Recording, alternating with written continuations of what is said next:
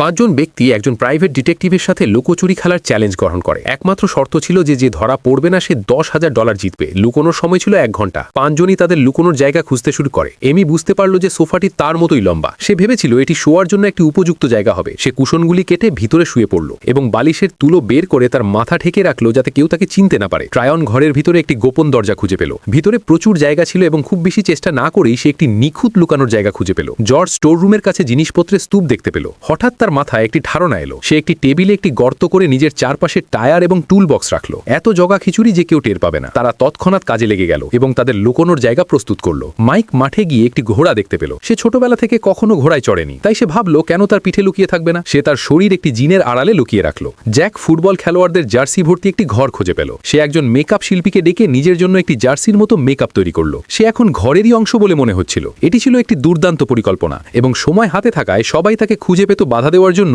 চারপাশে ফাঁদ কাতে 1 ঘন্টা কেটে গেল। এই সিনেমাটি একটি ছোট ভিডিওতে ব্যাখ্যা করা সম্ভব নয়, তাই আমি চ্যানেলে সম্পূর্ণ ভিডিওটি আপলোড করেছি। আপনি সেখানে গিয়ে এটি দেখতে পারেন।